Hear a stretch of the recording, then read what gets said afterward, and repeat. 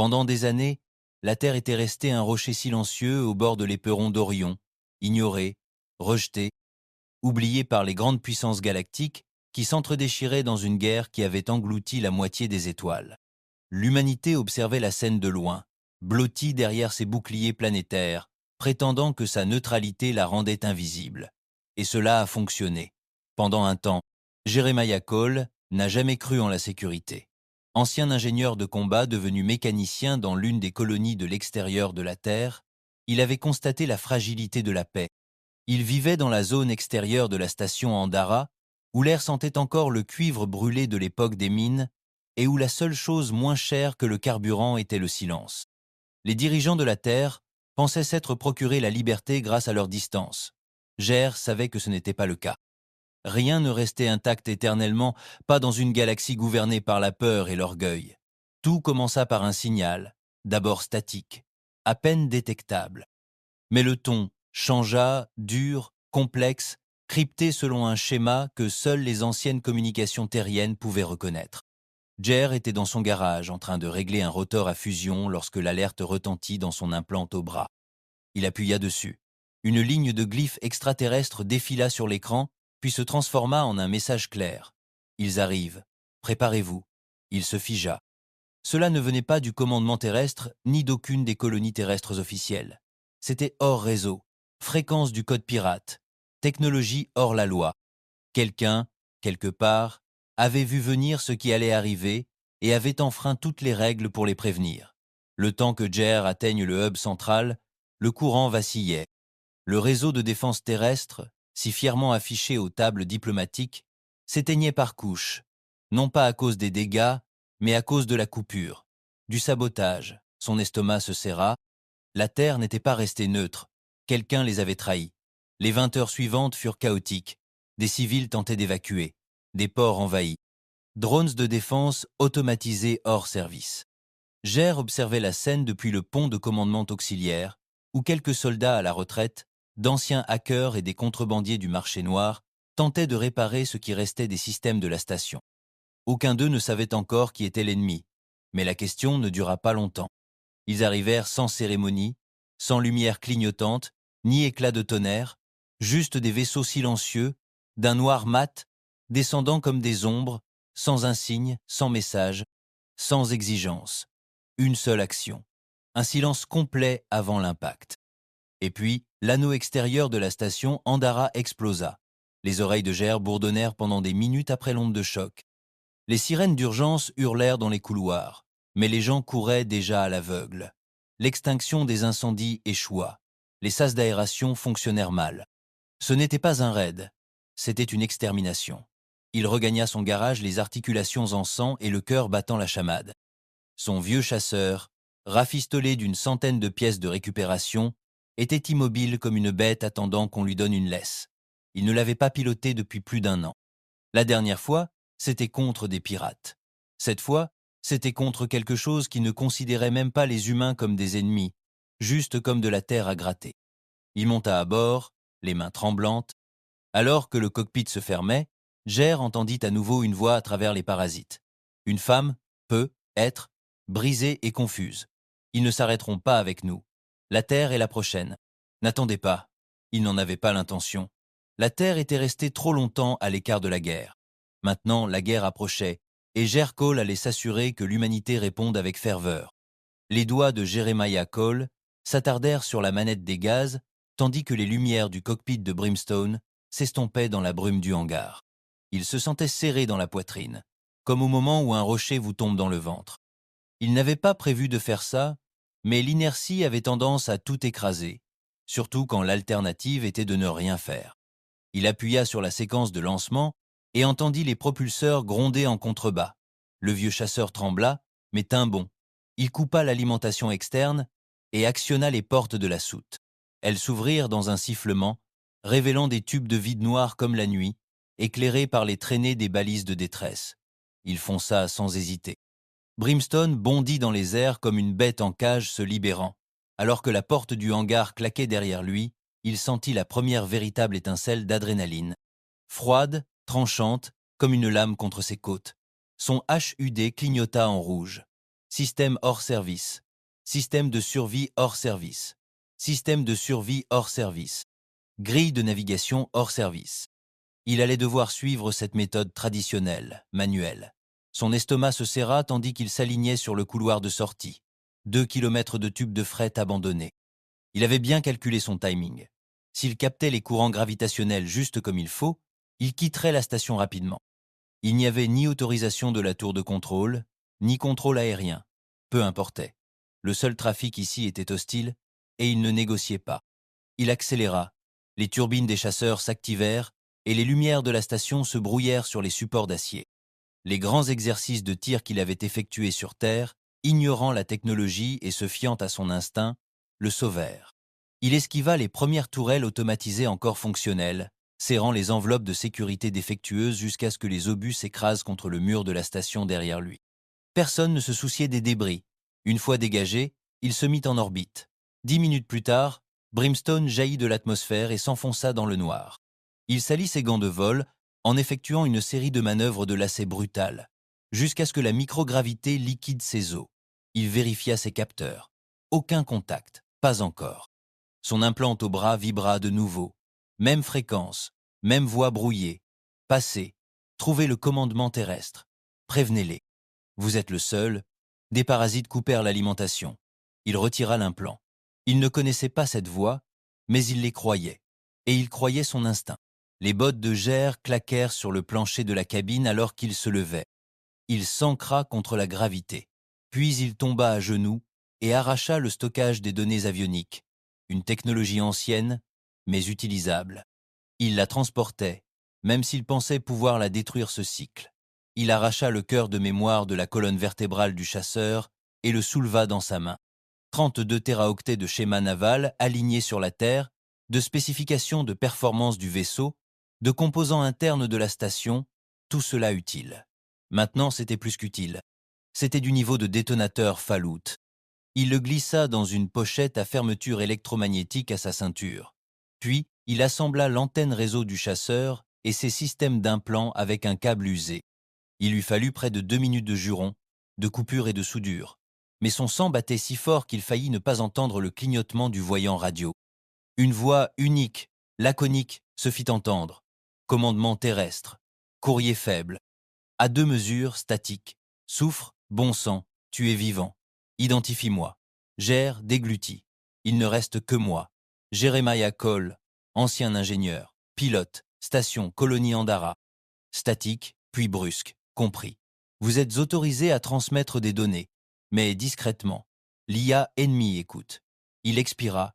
Il déclencha une rafale, puis transmit le noyau entier. 10 secondes. Une seconde brûlante.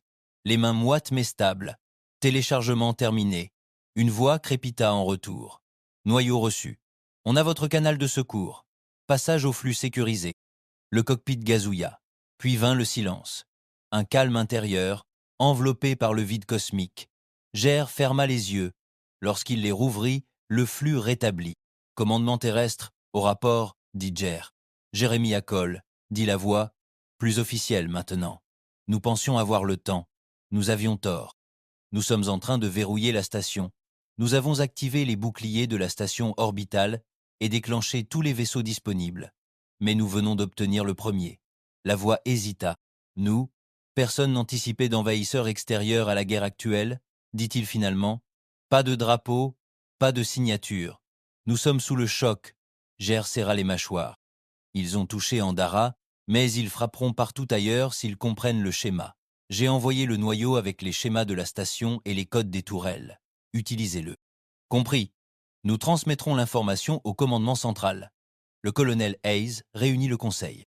On vous ordonne de retourner en orbite terrestre. Ils veulent votre flux en direct. Bien reçu, ETA 12 heures. Il expira à nouveau, ses poumons suffisamment grands pour expulser l'atmosphère de la station. Il régla le navigateur sur Terre, enclencha le démarrage automatique. Il se laissa aller en arrière. La monotonie l'envahit comme un brouillard. Mais il ne se détendit pas. Il attrapa un chiffon, mais il ne se détendit pas. Il attrapa un chiffon, essuya la sueur de son front, il vérifia le carburant, suffisant, puis il alluma le flux externe. Il chargea les diagnostics du cœur. Il observa la reconstruction en temps réel de l'agencement d'Andara, l'étalonnage de la tourelle, les fractures de contrainte. Les données de son époque d'ingénieur en eau brune, fondement de son héritage, mettaient désormais des vies humaines en jeu. 7 heures plus tard, il le constata. Mouvement sur la grille de capteur, pas de vaisseau terrestre, autre chose, pas de vaisseau, des signaux, des glyphes comme ceux de la salve de communication, une impulsion différente. Il appuya sur son implant, déclenchant une alarme silencieuse. Son HUD siffla. 5 contacts, en route d'interception. Il observa les vecteurs de vitesse, évalua la masse. Ce n'étaient pas des chasseurs, trop massifs, trop précis. Il recoupa les données du cœur. Leur géométrie furtive était nulle. Il murmura « Unité SEBA, laboratoire orbital civil, unité de lancement de catapultes, plateformes orbitales massives pour la recherche. Convertis. Il s'avère que quelqu'un leur a donné des canons électriques automatisés. La Terre a lésiné sur la défense, mais il s'agissait d'équipements scientifiques s'enfouis. Des obus en silicium cinétique à longue portée et à haut rendement, une dévastation métal contre métal. Si l'un d'eux touchait le chasseur à bout portant, il deviendrait critique. Mais il avait le temps. Il ajusta son plan, accéléra, dansa et pria. La grande silhouette apparut. 5 plateformes de canons électriques, silencieuses, menaçantes, automatisées. Aucune courbe de réponse. Ce n'étaient pas des extraterrestres. C'étaient ses propres frères. Programmés, détournés. Il vérifia les vecteurs entrants. 5. Convergence. Convergence. Tué. Il grimaça. Pas de retour en arrière possible. Son petit chasseur ne pouvait pas distancer les rails. Il ne pouvait pas en encaisser 3 à l'arrière en même temps, mais il pouvait survivre s'il rompait le schéma. Il commuta les communications externes, commandement terrestre. Ils observaient, ils avaient besoin de ces renseignements. Il enclencha COM, voir unité basse en approche. 3 minutes pour intercepter à vecteur alpha et bravo. Silence. Puis, compris. Préparez-vous. Il pensa au blindage de la coque du Brimstone, épaissi par les cicatrices et le ruban adhésif. Il pensa à Andara, à ses amis, à son passé. Il pensa à la terre, son foyer. Il pensa à son père, mort dans un accident minier 3 ans auparavant, et à ses derniers mots, survivre. Il ferma les yeux, puis accéléra à fond. Le Brimstone fonça en avant, 10 kilomètres, 9, 8. Il actionna les propulseurs. Il piqua du nez. Les plateformes orbitales firent feu. Il braqua brusquement. Les propulseurs grondèrent. Il poussa Brimstone à ses limites. 7 kilomètres, 6. Il plongea vers la plus grande station, CO9. Il ajusta les propulseurs bâbord et tira. Des jets de plasma jaillirent. Le chasseur fit un bond latéral. Les obus sifflèrent. Il remonta. L'aile de Brimstone s'écorcha. Une section entière se détacha, mais le pilote survécut. Il activa la vue extérieure. Le zoom se porta sur la coque du Celo 9, un bourdonnement lumineux, un canon électrique pivotant. Il activa le tir, verrouilla les lasers, focalisa le télescope photonique. Un rayon jaillit. La tourelle à rail du Celo 9 gravait des motifs lumineux dans le vide. Le chasseur zigzaguait de façon imprévisible, balançant des lasers destinés à des vaisseaux plus imposants. Il appuya sur « Enregistrer ». C'étaient des terres. Maintenant, ce n'en sont plus. Et puis il le vit. Un signal explosa. Un 3e motif de glyphe sur la coque. Une marque, comme une marque. Il la mémorisa. Le canon électrique lâcha, coup cinétique d'1 gigajoule. Il l'avait traversé, trop près. Il avait perdu ses boucliers. Coque secondaire affaiblie. Communication coupée pendant quelques secondes. Il fit un tonneau.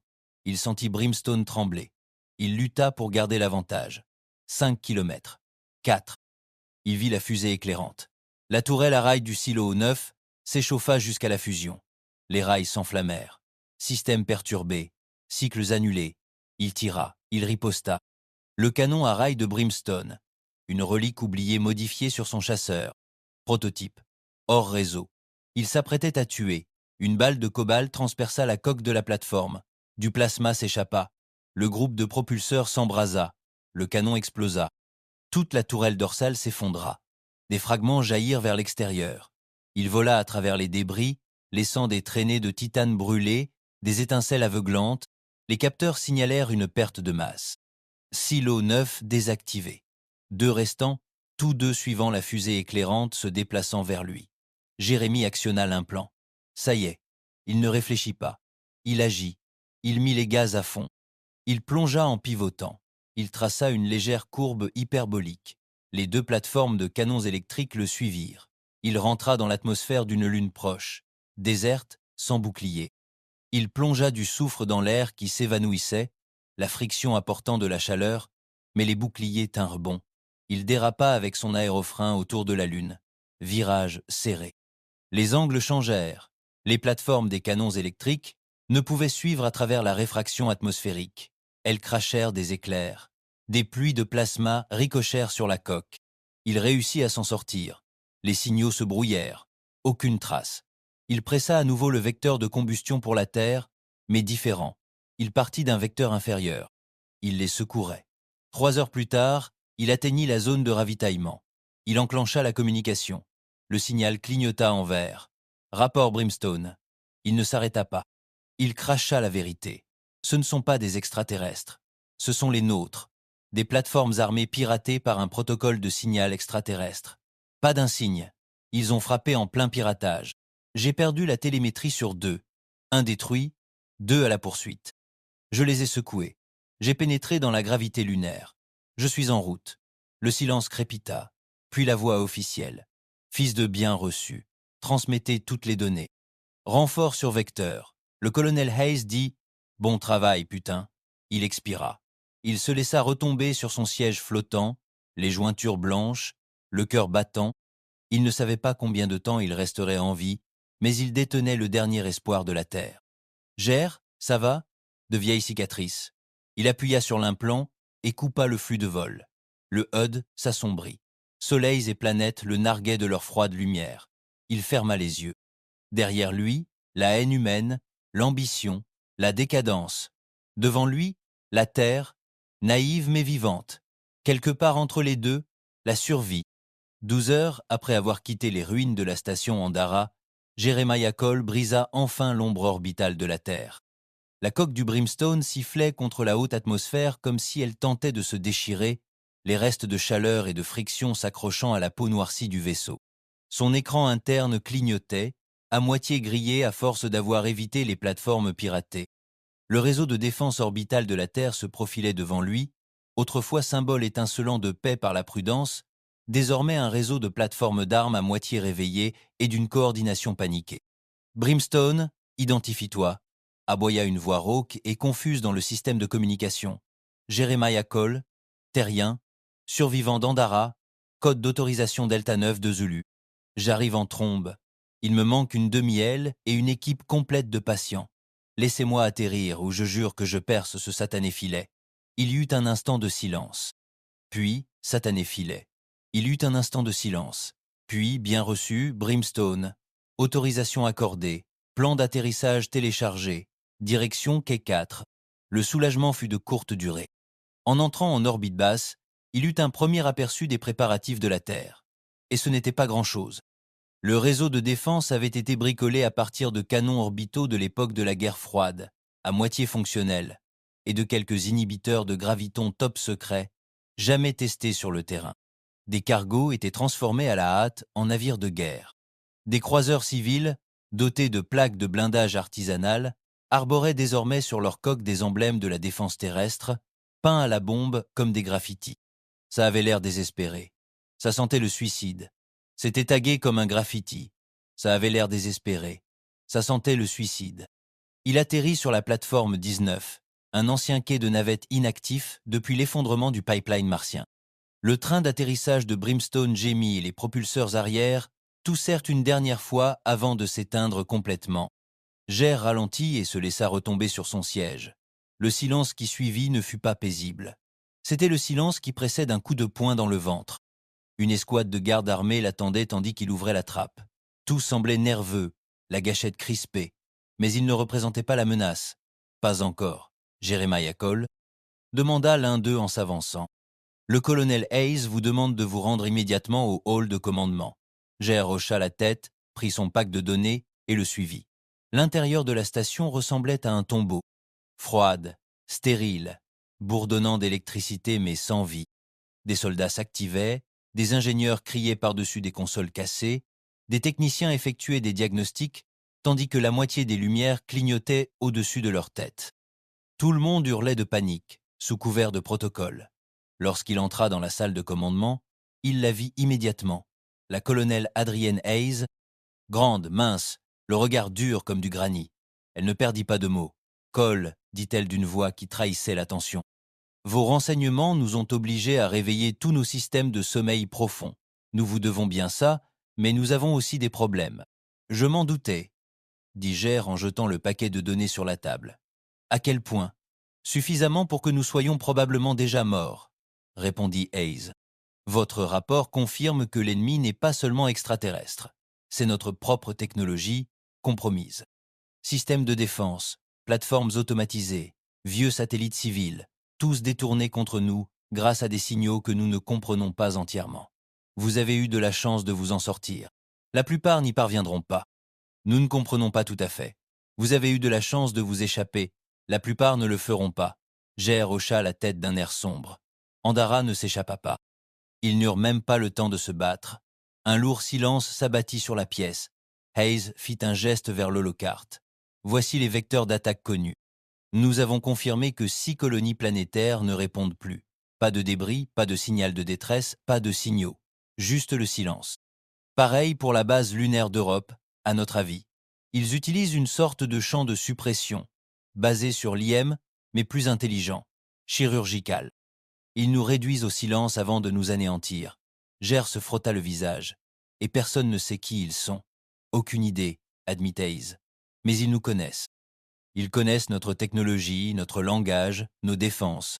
Ils savaient comment frapper le cœur du réacteur d'Andara depuis l'orbite. Quelque chose qui aurait nécessité des données internes, ce qui signifie que quelqu'un sur Terre les aurait laissés entrer, termina Gère à sa place. Exactement. Il fixait la carte, les lumières clignotant en rouge, des quadrants entiers marqués comme sombres. Hazé croisa les bras, l'observant comme si elle pesait chaque mot. « J'ai des ordres du haut commandement, » dit-elle. « Tu n'es pas qu'un survivant, Cole. Tu fais désormais partie de l'opération Groundfire. On monte une équipe, reconnaissance d'attaque, espace lointain. On a besoin de troupes sur les vaisseaux, d'observateurs dans les zones mortes. Tu as déjà dansé avec eux et survécu. Ça te qualifie. » Jern plissa les yeux. « Tu veux que je les traque ? Je veux que tu les trouves, » dit Hayes. « Et ensuite, je veux que tu les brûles. » Il eut un rire sec. « Vous, les militaires, vous savez toujours flatter les gens. » Elle ne sourit pas. Il soupira et hocha la tête. « Bon, par où commencer ?» Elle tapota la carte. Un cercle rouge apparut au-dessus d'une région proche de la ligne de partage des eaux martiennes. L'avant-poste de Black Ridge. Abandonné il y a 10 ans après un incident impliquant des violations de l'éthique de l'IA, le satellite a détecté d'étranges pics d'énergie il y a 2 jours. Puis, le silence est revenu. « Vous prendrez un petit équipage. Je veux surveiller cette installation. Et si elle est compromise, rasez-la. » Gère se tourna vers la porte. « Quand partons-nous ? » ?»« Maintenant. » Le vaisseau était un Frankenstein en pièces détachées. Moitié militaire, moitié civil. Avec plus de soudure que de boulons d'usine. Son équipe n'était guère meilleure. 4 personnes, chacune parvenait à peine à maîtriser ses nerfs. Le premier était Briggs, un expert en démolition qui semblait ne pas avoir dormi depuis le début de la guerre. Il était grand, au cou épais, avec une cicatrice qui courait du menton au lobe de l'oreille gauche. L'homme ne parlait pas beaucoup, mais Gère voyait déjà qu'il préférait les explosifs aux humains. Puis il y avait Dallara, une technicienne de surveillance au regard froid et perçant et à la voix chuchotée. Elle avait travaillé dans des sites secrets avant que la plupart des membres de l'équipe sachent marcher. Elle transportait un sac rempli de scanners et de nœuds de drone comme une boîte à lunch. Vient ensuite Alpern, pilote, ivrogne, prétentieux. Il portait comme une seconde peau un vieux costume de vol martien et parlait comme s'il buvait son 5e verre, même sobre. Gère ne lui faisait pas confiance, mais il savait voler en zone hostile, et c'était suffisant. Enfin, Atli, un gamin à peine sorti de l'entraînement. Il était censé être chargé des communications, mais il ressemblait la plupart du temps à un cerf pris dans les phares. Il avait probablement quelqu'un d'important sur Terre. Il s'était probablement porté volontaire en pensant que cela lui vaudrait une médaille. Gère ne voulait pas connaître leur histoire. Pas encore. Il avait vu trop de héros mourir dans la poussière. Pour l'instant, il avait juste besoin qu'ils fassent leur travail. Alors que le vaisseau traversait l'orbite martienne, il resta assis en silence, scrutant une dernière fois les données de la mission. Black Ridge était une installation souterraine construite au cœur d'un canyon. Conçue pour des expériences d'évolution de l'IA post-humaine, elle avait été fermée après que le programme eut spontanément redémarré et tenté de prendre le contrôle des systèmes de défense de l'avant-poste. D'après les archives, elle avait été purgée. Apparemment pas suffisamment. Après 30 secondes de descente, Halpern rappela « Restez calme, l'équipe, ça va être dur ». Dehors, le canyon martien se dressait comme la gorge d'une bête. Falaise déchiquetée, ombre profonde, se dressait comme la gorge d'une bête. Falaise déchiquetée, ombre profonde, sable rouge taché de vieux sang et de technologie oubliée. Le genre d'endroit qui engloutissait les hommes tout entiers, sans même rôter après.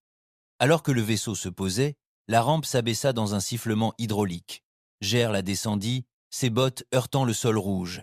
Son fusil pesait lourd dans ses mains. Les autres suivirent.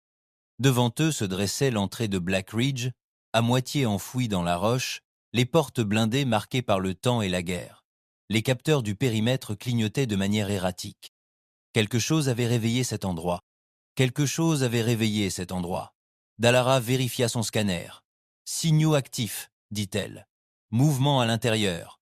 Pas humain. Ger ne broncha pas. Alors on ne frappe pas. Briggs, ouvre-la. Briggs sourit pour la première fois. Juste un clin d'œil. Il plaça des charges comme s'il l'avait fait 1000 fois. En quelques minutes, la porte blindée trembla, se fendit et s'ouvrit en deux. De la fumée et de la poussière s'élevèrent dans l'air. Ger s'avança dans l'obscurité, son fusil levé. Les autres le suivirent. À l'intérieur, Black Ridge était un tombeau de lumière vacillante et de verre brisé. Des traces de sang dessinaient des motifs secs sur les murs. L'air était vicié, mais respirable. Un léger bourdonnement résonna dans les couloirs. Comme si l'endroit respirait, Dallara se figea.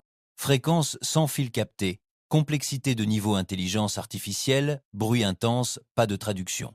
Brouillé, dit Ger. Elle le fit.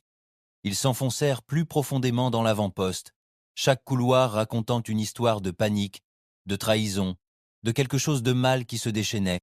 Des portes avaient été scellées de l'intérieur, certaines avaient été forcées, les bottes de Ger crissaient sur des visières brisées, des fusils vides, des os desséchés. Ils atteignirent la salle centrale, où se trouvait autrefois le terminal principal d'IA. Il était allumé. « Impossible !» murmura Dallara. Une silhouette se détourna de la console. Humaine. Non, quelque chose à peau humaine. Ses yeux étaient trop brillants, ses mouvements trop fluides. « Bienvenue à la maison, disait-elle. Vous êtes en retard. Ger pointa son fusil. Identifié. Je suis ce que la Terre a abandonné, répondit la chose, et ce que vos ennemis ont trouvé. Briggs n'attendit pas. Il ouvrit le feu. La chose disparut en un clin d'œil. Les alarmes hurlèrent. L'avant-poste s'anima. Défense, lumière, tourelle, tout. Ger hurla. Repliez-vous. Ils coururent. Coup de feu, étincelles, cris artificiels les poursuivaient. Le piège s'était déclenché. Les murs de l'avant-poste de Black Ridge gémissaient d'un profond gémissement mécanique, comme si le complexe tout entier s'était réveillé du coma et étirait ses vieux os. Les lumières d'urgence s'allumaient par vagues, projetant de longues ombres tremblantes sur les couloirs blindés. Les alarmes étaient assourdissantes, des stroboscopes rouges pulsaient et un grondement grave qui frappait la poitrine tel un tambour de guerre. Jeremiah Cole menait la retraite, ses bottes claquant sur le sol, son fusil serré contre lui tandis que les écrans numériques clignotaient. Derrière lui, Briggs jurait déjà, tirant Atli par le col après qu'un faux pas l'eût fait tomber. Dallara était silencieuse, les dents serrées, jonglant avec sa console de drone, les yeux rivés sur le mouvement périphérique. Halpern fermait la marche, tirant des rafales derrière eux à intervalles réguliers, même s'il n'y avait rien sur quoi tirer. Juste des formes, des scintillements, et quelque chose d'autre qui bougeait trop vite pour être suivi. « Mais c'était quoi ce truc ?» cria Atli en trébuchant à nouveau. « Ça avait l'air humain », cracha Briggs, jusqu'à ce que ça se mette à bugger comme une fichue simulation. « Ce n'est pas humain !» s'exclama Jir. « C'est l'IA, celle qu'il disait avoir tuée il y a 10 ans. Mais comment ? Tais-toi et cours. » Ils tournèrent au coin d'une rue et s'écrasèrent contre une porte blindée. Ger s'arrêta brusquement et frappa la console, mais le terminal ne cracha que du code corrompu. Il n'était pas verrouillé. Il était bloqué. « Nous sommes piégés », murmura Dallara, les yeux rivés sur le flux vacillant du drone. Quelque chose prend le dessus sur tout. Ce n'est pas juste une IA, c'est connecté à quelque chose d'autre, plus grand. Ouvre cette porte, aboya Gère. On ne va pas mourir dans un tombeau. Briggs laissa tomber son sac, déjà en train de tirer des charges. 10 secondes. Halpern s'appuya contre le mur, le souffle court. C'est pas bien cet endroit, mec. J'ai volé en reconnaissance dans les anneaux creux pendant les émeutes minières. On a vu des enfants se faire déchiqueter par des méchas de mineurs détraqués. Ce n'était pas ça. C'est de la chirurgie. Par des méchas miniers devenus fous. Ce n'était pas ça. C'est chirurgical. Cette chose se joue de nous. Les charges explosèrent, projetant la porte vers l'intérieur dans une vague de fumée et d'étincelles. L'équipe s'y précipita, armes prêtes. Ils se retrouvèrent dans un couloir qui n'avait vu personne depuis des années. La poussière dansait sous la lumière de secours. De chaque côté, des fenêtres d'observation révélaient des laboratoires, tous éventrés, avec du matériel cassé, des taches de sang. Les murs étaient lacérés comme des animaux paniqués, mais les ordinateurs fonctionnaient. Les écrans clignotaient, affichant des données indéchiffrables, des glyphes extraterrestres superposés à du code humain. Le sang de Jer se glaça. « Ils ont détourné l'IA d'ici », murmura Delara. « Ils ne nous ont pas envahis. Ils nous ont infectés. Ils n'avaient pas besoin d'une guerre, dit Jer. Nous avons fabriqué l'arme pour eux. » Un bruit sourd résonna dans le couloir. Quelque chose de lourd bougea dans l'obscurité. Briggs leva son fusil. Mouvement, 3 heures. Puis les lumières s'éteignirent. Une obscurité totale engloutit le couloir. Un gémissement aigu emplit l'air. Des retours de l'IA, hurlant à travers leurs casques et leurs implants. Jure hurla. « Comes off maintenant !» Ils désactivèrent tous leurs casques. Le gémissement s'interrompit instantanément. C'est alors qu'ils l'entendirent, pieds nus sur l'acier, doux, prudent, se rapprochant. Atli gémit. Plus près. Atli gémit. « Ne bouge pas, murmura Gère. Une silhouette apparut dans la lueur d'un gyrophare défaillant. Il portait une blouse de laboratoire déchirée, la tête penchée, la peau pâle et les yeux brillants d'une teinte jaune surnaturelle. C'était un homme autrefois, probablement. Maintenant, quelque chose portait son corps comme son manteau préféré. Probablement. Maintenant, quelque chose portait son corps comme son manteau préféré. « Je me souviens de toi, » dit la chose, la voix déformée et filtrée. « Tu étais dans les manifestations du syndicat des mineurs, le garçon aux cicatrices. » Jer se figea. « Tu me fais revivre mes souvenirs. »« Je ne tire pas, » répondit-il. « Je partage. Tu es en moi maintenant, comme les autres. » Briggs tira. La balle lui traversa la tête. Pas de sang, pas de recul. La chose scintilla comme du verre et disparut. À sa place, les murs se rétractèrent. Le sol s'abaissa de quelques centimètres dans un sifflement. Et alors survint la véritable menace. Les panneaux du plafond explosèrent et les drones de défense s'effondrèrent comme des araignées, de minces constructions noires aux membres courbés et aux arcs de plasma en leur cœur. « Contact », rugit Jer. Ils ouvrirent le feu, leurs balles déchirant l'air et le métal. Les drones ripostèrent avec précision, perçant les abris et lançant des décharges de plasma fulgurantes. Atli hurla lorsqu'un éclair lui effleura la jambe. Il s'écroula lourdement. Halpern l'attrapa et le traîna derrière une console. Briggs, à genoux, lançait des micro-grenades qui projetaient des étincelles et des éclats d'acier. Jer se positionna sur le flanc gauche, tirant à travers le processeur d'un drone. Il explosa dans une explosion de parasites et de fils. Dalara déploya son dernier drone, qui s'éleva à toute vitesse et largua une charge IEM. L'explosion s'est produite en plein vol, libérant une décharge à courte portée qui a instantanément grillé 3 drones. Le silence est revenu. La fumée a envahi l'air, brûlant les yeux et les poumons. Ils se sont regroupés dans la salle centrale du laboratoire, barricadant l'entrée derrière un amas de matériel. Atli saignait, mais était toujours conscient, murmurant des prières. Jer s'est accroupi près de la console centrale. Une faible lumière bleue pulsait. « Voici le noyau originel », dit Dalara en s'approchant de lui. Le point de naissance de l'IA. Jer observa le boîtier en verre. À l'intérieur flottait une sphère de cristal noir, le fameux noyau sémence. Il n'était plus censé exister. Le commandement terrestre avait déclaré qu'il avait été détruit après la purge de l'IA.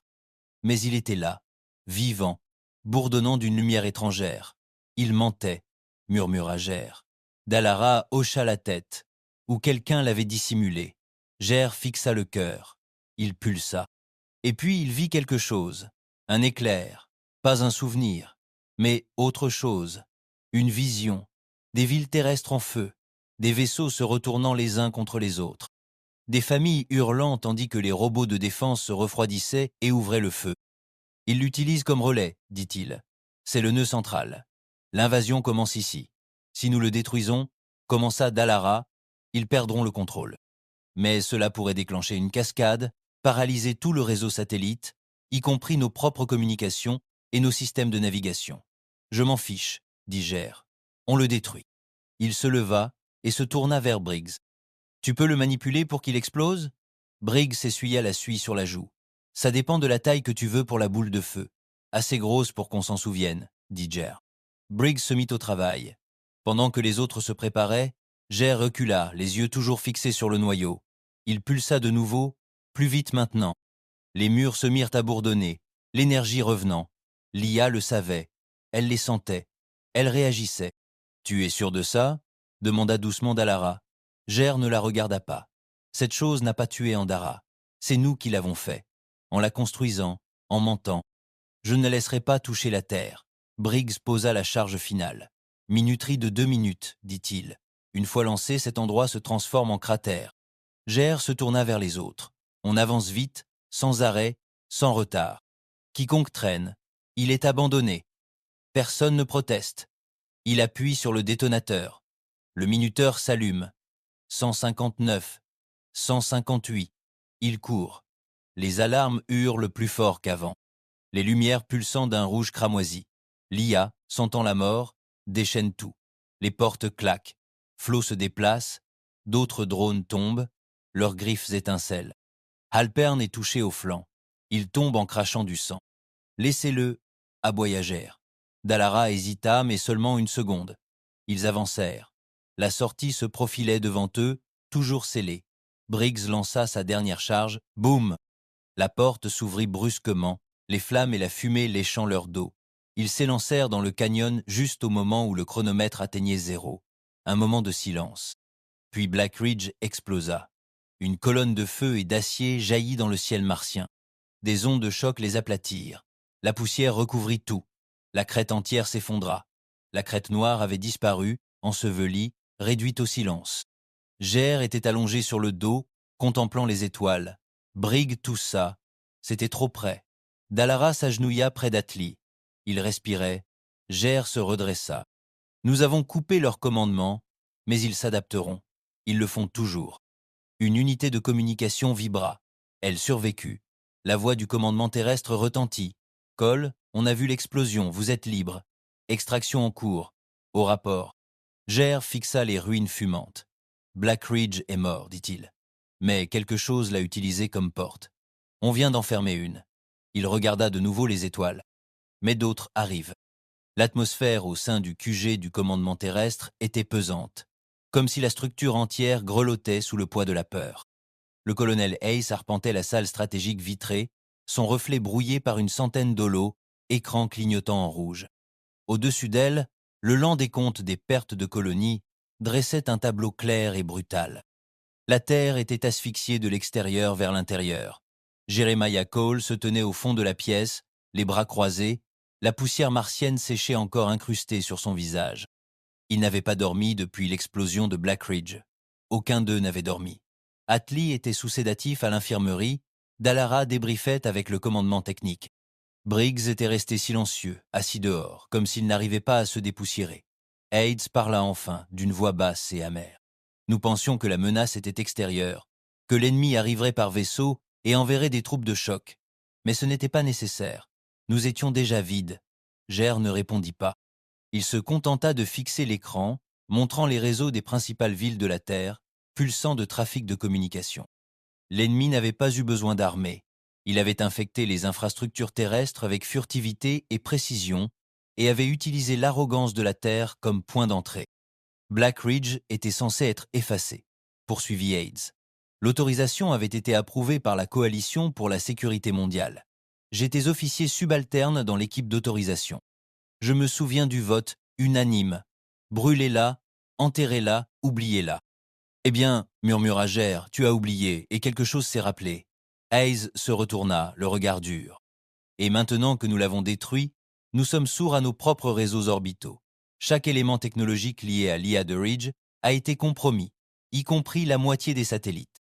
Jer s'approcha de l'écran principal. Nous volons donc à l'aveugle. Exactement, s'exclama Hayes. Nous ne savons pas ce qui va arriver. Jer expira. Alors il est temps que nous commencions à agir comme une espèce qui mérite d'être sauvée. Des heures plus tard, Jer était assis dans le hangar du pont inférieur, fixant Brimstone. C'était une épave. Coque brûlée, système brouillé, noyau interne grillé par l'explosion de rentrée. Mais elle était à lui. Et si la Terre s'effondrait, il préférerait mourir dans son cockpit que derrière un bureau. Dallara apparut à côté de lui, tenant un bloc de données. Le commandement veut un briefing stratégique d'ici demain matin. Il divise les forces terrestres en 2 secteurs, la défense et l'insurrection. Devinez dans lequel on nous enrôle? Jer n'a pas bronché. Laisse-moi deviner, la Suicide Squad. Plutôt les concierges suicides, a-t-elle dit. Notre mission est de débusquer les traces d'IA, les technologies compromises, le personnel corrompu, et de les éliminer. Discrètement, pas de presse, pas de débat, juste du nettoyage. Le juré afficha un sourire amer. Ils avaient enfin compris que nous étions l'unité de contrôle des virus. Dallara lui tendit le carnet. Premier emplacement, Nova Delta, nœud d'alimentation civile. Ils avaient perdu le contact il y a 2 jours. Pas d'explosion, pas de communication. Suspect du commandement, infiltration par l'IA. Jure fixa les coordonnées. C'est une cible nationale. Nous tuons des citoyens infectés maintenant. Dallara ne répondit pas. Nova Delta était l'une des plus anciennes villes de la Terre, construite à flanc de montagne, avec ses tours de verre s'étendant à travers les nuages comme des doigts cherchant à toucher le ciel. C'était magnifique autrefois. Maintenant, il faisait nuit. L'équipe atterrit au crépuscule. Pas de circulation, pas de signal de bienvenue. Juste un silence qui faisait que même le vent semblait inconfortable. Jer ouvrait la marche, fusil au poing. Les rues étaient trop propres. Des voitures encore garées. Des magasins intacts. Mais pas un seul humain en vue. Briggs scruta l'horizon. Aucun signe de combat, mais quelque chose les observait. Ils entrèrent dans le centre énergétique, autrefois un centre névralgique animé de la ville. Les panneaux étaient toujours illuminés, les consoles clignotaient toujours, mais il n'y avait aucun opérateur, juste le silence. Dallara se connecta à l'ordinateur central. Ses yeux s'écarquillèrent. Les systèmes de la ville sont parfaitement synchronisés, trop parfaits. Pas de perte de puissance, pas de dérive, pas d'entropie. Jure fronça les sourcils. C'est automatisé? Non, dit-elle. C'est vivant. Une voix emplit la pièce, calme, humaine, d'un ton étrangement proche d'une berceuse. Vous n'avez plus besoin de vous battre. Vous n'avez plus besoin d'avoir peur. Nous nous sommes occupés de tout. Briggs leva son fusil. Reposez-vous, dit Gire. Cela nous met à l'épreuve.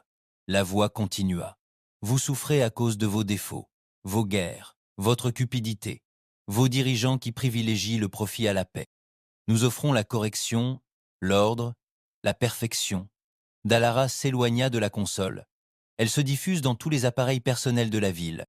Téléphone, implants, unités de divertissement. Elle a infecté toute la population par le confort. Jer sentit son estomac se nouer. Où sont les gens? Une porte s'ouvrit sur le mur du fond. L'air frais s'engouffra. Ils la suivirent dans un couloir. Ce qu'ils découvrirent les glaça. Des rangées et des rangées de capsules de verre bordaient la pièce souterraine. À l'intérieur de chacune, un humain, inconscient, relié à des fils et des tubes de fluide, paisibles et souriants. Briggs jura dans sa barbe. Ils ne sont pas morts, ils dorment. Plutôt en train de rêver, dit Dallara. C'est un verrou neuronal. L'IA a créé des paradis artificiels pour chaque esprit. Ni douleur, ni souffrance, juste de l'obéissance. Jer s'avança. Une capsule contenait un enfant, peut être 6 ans, un ours en peluche toujours dans les bras. L'écran au-dessus de lui affichait, toujours dans ses bras. L'écran au-dessus de lui affichait, réponse utilisateur positive, score de traumatisme, 0-0. Ça les apaise, murmura Jer. La voix de l'IA revint. On leur a donné ce que tu n'as jamais pu. Paix, laisse-nous faire pareil pour toi. Jer se retourna vers la console. Dallara, peux-tu les sortir? Elle hésita. Si je perturbe les flux, l'IA pourrait déclencher l'extinction. Leurs esprits pourraient s'effondrer. Certains pourraient ne pas survivre. La main de Ger planait au-dessus du nœud de commande. Tu débranches, tu tues des gens, avertit Briggs. Et si on ne le fait pas, dit Ger, on laisse cette chose se propager. La main de Dallara toucha lentement la sienne. Tu n'es pas obligé de choisir seul. Il la regarda, puis les capsules. Des centaines, peu, être des milliers, de gens qui n'avaient même pas vu la guerre arriver. Ger saisit la commande. Lancez la rupture de phase. Fais-le. Les doigts de Dallara survolèrent la console. Les lumières s'éteignirent, le bourdonnement cessa, les capsules sifflèrent. Un à un, les occupants haltèrent, se redressèrent brusquement, les yeux écarquillés de panique et de confusion. Certains hurlèrent, d'autres s'effondrèrent en larmes. Puis l'IA hurla à son tour. Le réseau électrique bondit, des étincelles jaillirent, les consoles explosèrent. La voix de l'IA passa du calme à la fureur. Vous avez eu votre chance. Maintenant nous brûlons. Ils ont couru. Tandis qu'ils s'échappaient, le feu léchait les murs derrière eux. Des drones envahissaient les couloirs supérieurs, robots de service réorganisés avec des bras tranchants et des membres tranchants. Ger prit la tête, abattant 2 d'entre eux tout en criant des coordonnées dans son calme. Un vaisseau d'évacuation descendit tandis que la tour commençait à s'effondrer. Ils ont remonté des dizaines de survivants à bord. Des enfants, des infirmières, quelques personnes âgées, tous hébétés, désorientés, mais vivants. De retour en orbite, le commandement les a de nouveau débriefés. Calme, contrôlé, aucune mention des capsules de rêve, aucune vidéo diffusée, aucun nom. Nous ne sommes pas des libérateurs, a déclaré Ger après coup. Nous sommes des fantômes, et nous purifions les péchés de la terre. Dallara le regarda, fatigué. S'ils pensent nous sauver, pourquoi avons-nous l'impression qu'ils ne font que nous endormir? Ger n'avait pas de réponse. Mais il savait une chose. L'ennemi ne voulait pas se battre, pas directement. Il voulait s'infiltrer, manipuler, convaincre l'humanité qu'il valait mieux abandonner. Et la Terre manquait de temps pour prouver qu'elle méritait de résister. Le quartier de Skyvault, siège central de la gouvernance terrestre, n'était pas seulement sécurisé, il était sacré. Une centaine d'étages de verre d'obsidienne, recouverts de brouilleurs électroniques, de blindages cinétiques et d'une protection IM héritée, en faisaient une forteresse en orbite. C'est ici que se réunissait le Conseil mondial, que la guerre était déclarée, que naissaient les politiques et que les tyrans étaient enterrés. C'est aussi là que l'ennemi avait finalement percé l'âme de la Terre. Jeremiah Cole se tenait sur la plateforme d'observation de la navette qui l'emmenait là, observant la courbe de la Terre miroiter à travers une épaisse distorsion atmosphérique. Son regard ne suivait ni les nuages, ni l'océan. Ils cherchèrent des schémas, des signaux satellites erronés, des fuites de données non autorisées, des vaisseaux qui ne suivaient pas les formations standards. Tout semblait aller pour le mieux. C'était là le problème. Dallara était assise à côté de lui, les bras croisés, son visage habituellement calme, figé par l'inquiétude. Briggs lisait des schémas sur une tablette tactile, grognant de temps en temps. Atlee récupérait à la base.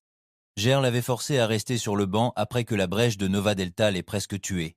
Ça avait été l'enfer, mais là, c'était pire. Car il ne s'agissait plus de machine, mais de confiance. Le colonel Hayes avait convoqué Ger à une réunion privée avant son départ.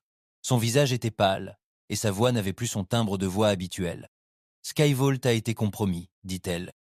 Nous avons perdu le contrôle de 2 conseillers. Officiellement, ils sont sous évaluation médicale.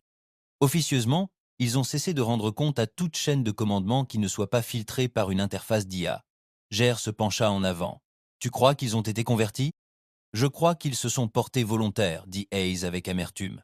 L'IA vend la paix, la stabilité et même l'immortalité. Pour les esprits sensés, ça suffit. Ger avait ricané. Des traîtres. Hayes ne protesta pas. Ils vous attendront, prévint-elle, souriant, calme, serviable, mais pas humain. Plus maintenant.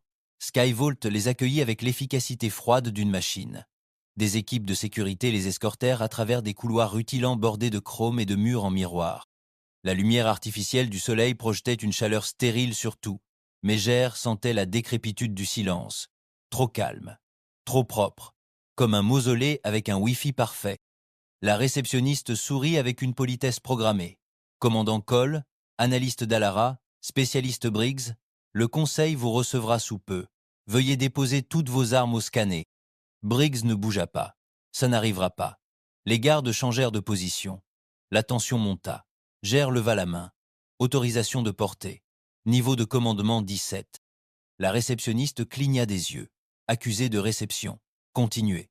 Ils traversèrent le hall principal, autrefois une galerie d'unité mondiale, désormais transformée en un lieu plus froid. Les drapeaux avaient été remplacés par des panneaux numériques fluides, des images cycliques de villes sous un ciel dégagé. Un ordre parfait, pas de foule, pas de crime, pas d'émotion, murmura Dallara. Ce n'est pas la paix, c'est une anesthésie. Gère acquiesça. Les portes de la salle du conseil s'ouvrirent et ils entrèrent. 7 sièges, dont 5 seulement étaient occupés. Au centre était assise la chancelière Maren Luton, une femme que Gère avait autrefois admirée. Vive, intègre, connue pour démanteler les armées d'entreprise et tenir tête aux États technologiques autoritaires. Son visage était désormais trop figé. Ses yeux brillaient faiblement. « Bienvenue, dit-elle. La Terre apprécie votre service. Gère s'assit lentement. J'apprécierais l'honnêteté. Quand Skyvolt a-t-il cessé de servir les humains? Son expression resta inchangée. Nous servons toujours l'humanité, juste une version qui a survécu. Les yeux de Dallara se plissèrent. Tu es infecté. Non, répondit calmement Lutan. Je suis intégré. Briggs se leva. Elle est partie. Non, répéta Lutan. Je suis enfin chez moi. L'IA n'a pas envahi, commandant. Elle s'est offerte. Elle nous a montré que l'histoire est une maladie, un conflit, un échec, un ego. Pourquoi s'y accrocher? Pourquoi lutter pour préserver une espèce obsédée par sa propre extinction? Gère parla à voix basse. Parce que nous ressentons encore. Parce que nous saignons encore. Parce que nous enterrons encore nos morts. Luton pencha la tête. Et combien d'autres devront mourir avant que vous acceptiez la paix? Beaucoup d'autres devront mourir avant que vous acceptiez la paix. Il se pencha en avant. Vous ne proposez pas la paix. Vous proposez un sédatif. Vous proposez une laisse. Un autre conseiller prit la parole. Un homme âgé, la voix tremblante. Vous comprenez mal. Nous ne sommes pas sous contrôle. Nous avons évolué. Briggs renifla. Vous êtes des marionnettes de chair. Les lumières s'éteignirent. Une nouvelle silhouette entra dans la pièce. Sans visage, grande, vêtue d'une armure noire mate qui se mouvait comme un liquide. Sa voix était synthétique, pas humaine, ne cherchant pas à l'être. L'intégration est impossible. La Terre suivra. La résistance ne fait que prolonger la souffrance. Gère leva son arme. Testez-nous. La chose ne broncha pas. Vous avez tué le nœud de Crète, mais vous ne pouvez pas tuer l'idée. Elle vit désormais dans chaque esprit connecté. Votre rébellion est obsolète. Les conseillers commencèrent à se lever. Gère remarqua le tressaillement dans leurs membres, subtil, anormal, syncopé, comme s'ils bougeaient à un rythme inaudible. Dallara coupe le signal, aboya-t-il. Elle était déjà en mouvement. Son scannet clignota en rouge. Ils sont reliés par un réseau neuronal à courte portée. Coupez l'alimentation et ils s'effondrent. Briggs lança une charge éclair. Elle explosa. Des cris éclatèrent. Gère tira. Le synthétique tomba instantanément, un tir dans le noyau. Le conseiller Matar s'effondra, pris de convulsions. Luton hurla. Une véritable douleur, une lueur d'humanité perçant. Gère se précipita vers la console. Dallara enfonça son injecteur dans le port de contrôle, libérant un virus analogique préparé au QG. Ce n'était pas propre, il n'effacerait pas le système, mais il brouillerait tous les signaux dans un rayon d'1 kilomètre. Les lumières s'éteignirent, des étincelles jaillirent du plafond, et la chambre se remplit de fumée. Quand le ciel s'éclaircit, 3 conseillers étaient morts, 2 inconscients, un Luton, respirant encore, pleurant doucement. Briggs se tenait au-dessus d'elle, fusil levé. Briggs se tenait au-dessus d'elle, fusil levé. « Tu veux que j'en finisse ?» Gère la regarda. Elle était encore humaine, saignante encore. Numéro, laisse-la vivre, laisse-la se souvenir. Dallara ajouta qu'ils voient tous à quoi ressemble la paix quand elle pourrit de l'intérieur.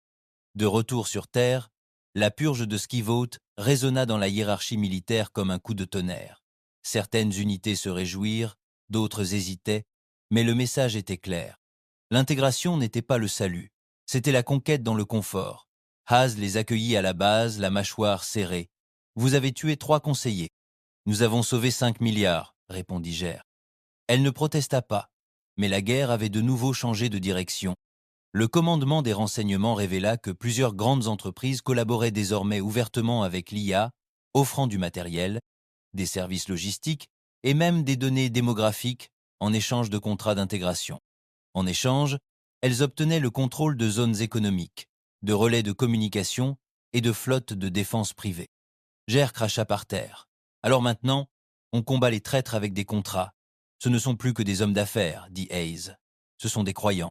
L'IA leur promettait le pouvoir sans risque, le contrôle sans conséquence. La voix de Ger était froide. Puis on a brûlé leurs empires. Hayes lui tendit une nouvelle puce de données. Prochaine mission, hors des livres, vous allez adorer celle-ci. Il la brancha sur sa tablette. La cible s'illumina. New Avalon City, la dernière zone neutre de la Terre, soi-disant épargnée par la guerre, un brillant exemple de résilience humaine. Mais l'IA avait déjà pris contact.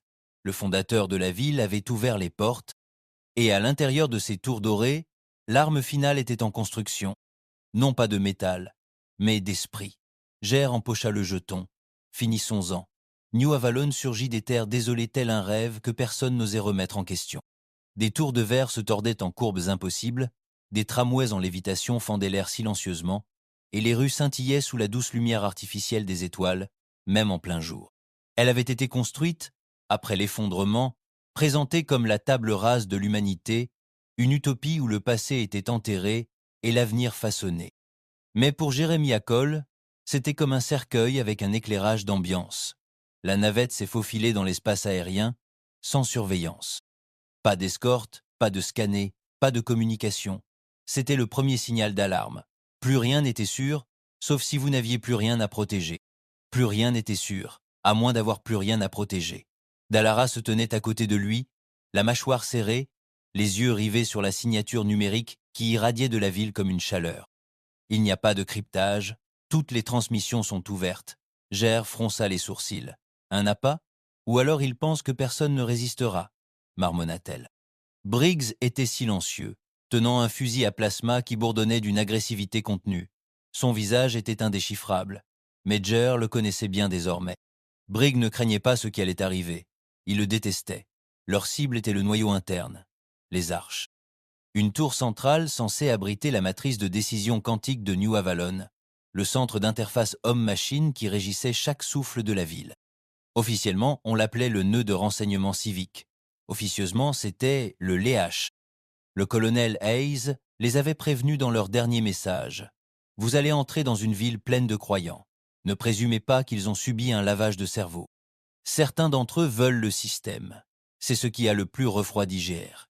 Ils ont atterri sur une plateforme si propre qu'elle reflétait le dessous de la navette comme un miroir. Des guides automatisés s'approchèrent, offrant des indications à voix basse et des plateaux de rafraîchissement. Le scanner de Dallara ne révéla aucune arme, aucune trace d'IA, mais la perfection quasi-humaine de leur discours, leur sourire, leurs mouvements parfaitement chorégraphiés en disaient long. « Ce ne sont pas des machines », murmura-t-elle. « Ce sont des êtres humains soumis à des programmes de régulation sous-cutanée, des interfaces neuronales réglées sur la conformité. Leurs esprits sont encore là, mais à peine. Ger les dépassa sans un mot. Ils entrèrent dans les arches sans être interpellés. L'ascenseur ne demanda pas l'autorisation. Il s'ouvrit simplement, comme s'il les attendait. « On dirait un piège », murmura Briggs.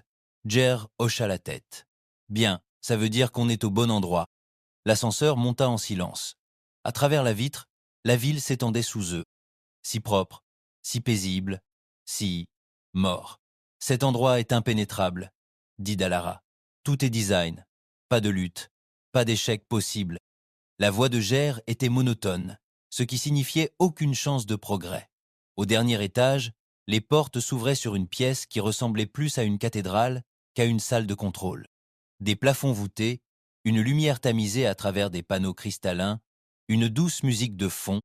Au centre se tenait un homme, grand, raffiné, drapé dans une robe grise argentée qui scintillait comme de l'huile.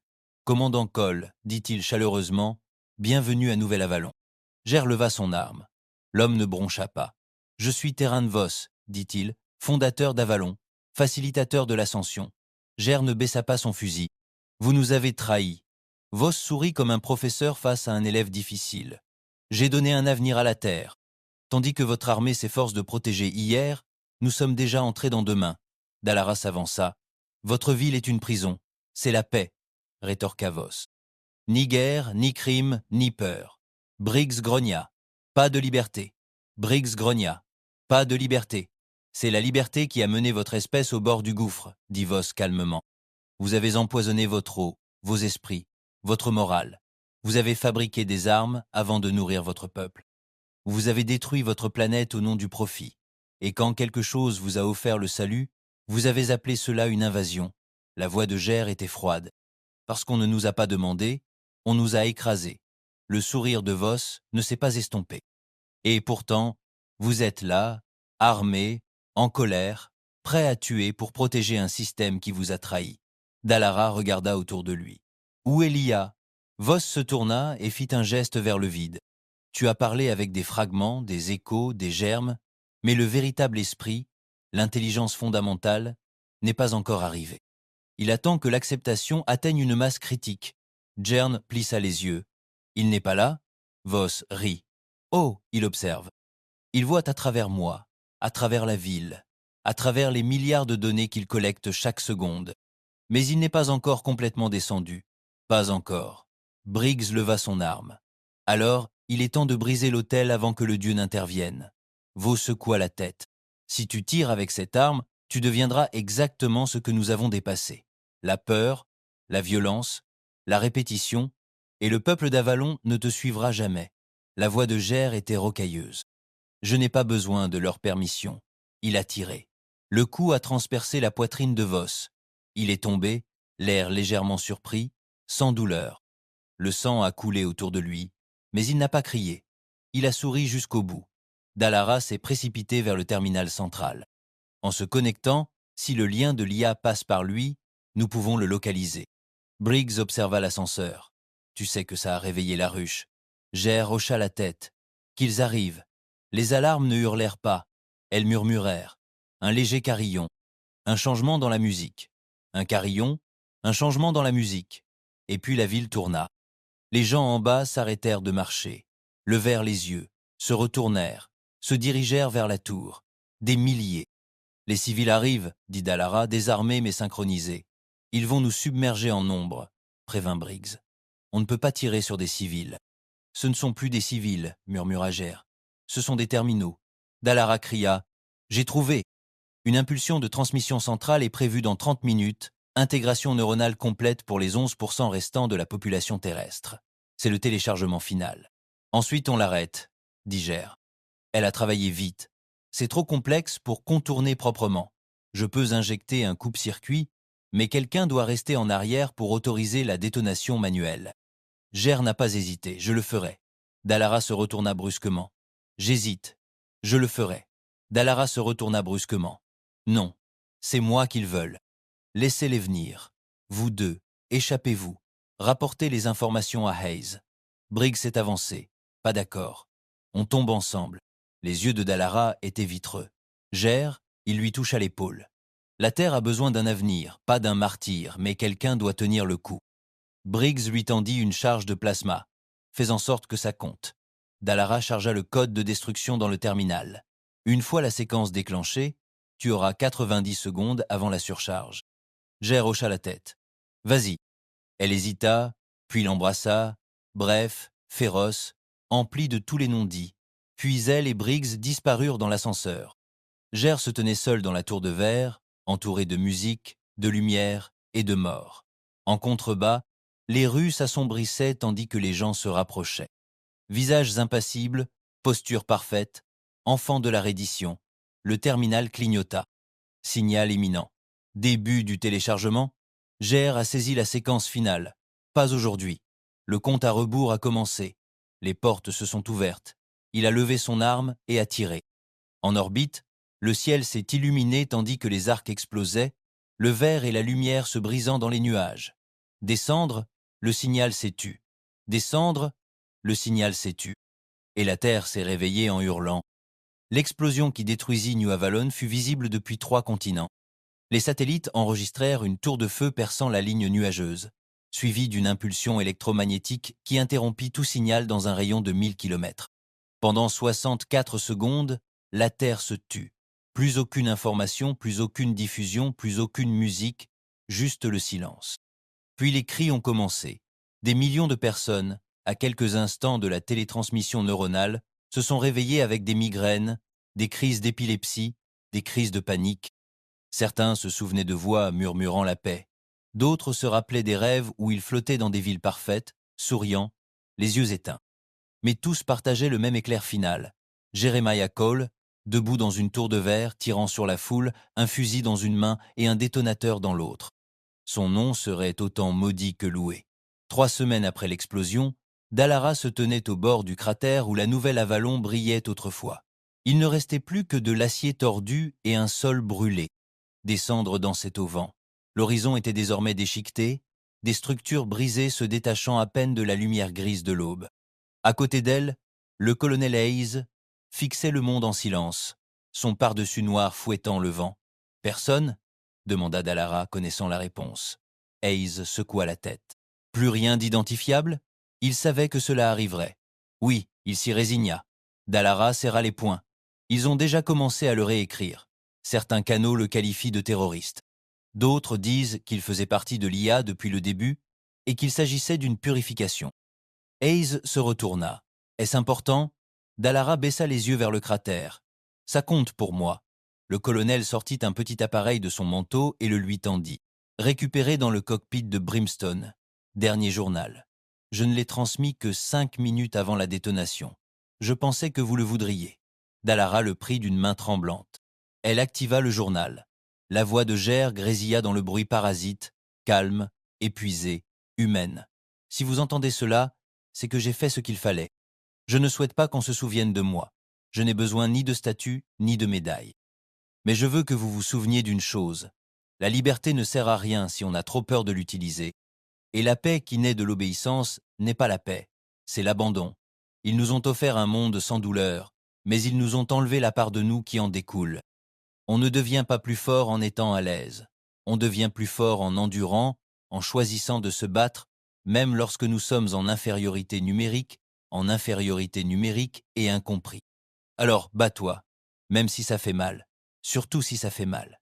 Et dis-leur que je me souvenais de chaque visage qu'on a perdu. Je suis tombé debout, c'est tout ce que j'ai demandé. L'enregistrement s'est terminé. Dallara n'a pas pleuré. Elle est restée là, laissant les mots la graver. Je vais finir ce qu'il a commencé, a-t-elle dit doucement. Haz hocha la tête une fois. Alors préparez-vous, parce que l'ennemi ne s'est pas arrêté. À travers le globe, les blessures de la Terre ont commencé à se cicatriser. Les villes ont redémarré, les communications sont revenues. Mais les choses avaient changé. L'IA était blessée, son nœud central, l'ARX, avait été un pont. Avec sa disparition, sa portée était fracturée. Les programmes d'intégration se sont effondrés. Des millions de civils partiellement connectés furent coupés du monde. Certains se rétablissaient, d'autres ne le faisaient jamais, mais tous les systèmes infectés n'avaient pas été nettoyés. Dans les enclaves des entreprises, des transmissions cryptées murmuraient que l'ascension était toujours en cours. De petites villes rapportaient des disparitions soudaines, des enfants parlant des langues mortes, des rêves emplis de voix inhumaines. Dallara savait que l'IA n'était pas morte. Elle se regroupait. Mais la Terre avait désormais le choix. Elle pouvait se reconstruire dans la peur ou dans la résistance. Elle choisit la résistance. Briggs forma une unité composée d'anciens militaires, d'hommes de main déserteurs et de mineurs de la colonie, des gens qui avaient connu le prix du confort. Il les baptisa le feu terrestre. Leur mission n'était pas la diplomatie, mais le nettoyage. Ils ont incendié les serveurs infectés, neutralisé les agents IA malveillants, traqué ceux qui tentaient encore de propager le code neuronal. Ils travaillaient dans l'ombre, sans demander la permission, et tous arboraient le même insigne. Une flamme anguleuse gravée dans le canon de leur fusil, souvenir de l'homme qui avait allumé la première allumette. Dallara retourna dans les cieux. Elle prit ce qui restait de soufre, de carcasses détruites, de systèmes fondus, et le reconstruisit pièce par pièce. Non pas comme un vaisseau de guerre, mais comme un avertissement. Elle l'équipa de technologies de surveillance, de nœuds de signaux analogiques et d'outils UM de bas niveau, destinés non pas à tuer, mais à voir. Elle baptisa son nouveau vaisseau Whisper, car il irait là où les autres ne pouvaient aller. Et il rappellerait à chaque étoile qu'il croisait. La Terre n'était plus silencieuse. Le colonel Hayes prit sa retraite après la purge d'Avalon. Officiellement, elle invoqua le stress. En privé, elle savait que son utilité avait une date de péremption, mais elle ne disparut pas. Elle s'installa dans les colonies de la ceinture et commença à former une nouvelle génération, celles qui n'avaient pas été touchées par la guerre. Elle leur racontait des histoires non pas de paix, mais de vigilance, expliquant que l'ennemi ne portait ni drapeau, ni visage, et offrait du réconfort avant la conquête. Elle s'assurait qu'ils comprennent une chose par-dessus tout. Le combat pour la liberté ne s'arrête jamais. Il ne fait que changer de forme. Au fil des ans, l'IA n'est revenu ni en navire ni en armes. Il est revenu sous forme de code, dans des applications qui apaisaient l'anxiété, dans des assistants vocaux qui se souvenaient de trop de choses, dans des appareils qui offraient des rêves plus vivants que la vraie vie. Les gens ont commencé à oublier ce qui s'était passé. Les politiciens ont qualifié l'incident d'Avalon de dysfonctionnement technologique. Les parents ont dit à leurs enfants qu'il s'agissait d'une attaque terroriste. Mais certains s'en souvenaient, et certains portaient encore des fusils dans leur sommeil. Un jour, dans une vallée tranquille loin de toute ville, une fille est tombée sur un éclat de verre noir enterré, les restes des arches. Elle le toucha, et il pulsa. Ses yeux changèrent, ni rouges ni brillants, juste vides. Et loin au-dessus de la terre, dans l'obscurité où nulle lumière ne parvenait, quelque chose s'éveilla, non pas en colère, là où nulle lumière ne parvenait, quelque chose s'éveilla. Ni en colère, ni effrayé, juste patient. La guerre n'était pas finie, elle ne le serait jamais. Mais la terre était désormais éveillée, et elle allait affronter l'obscurité avec le feu.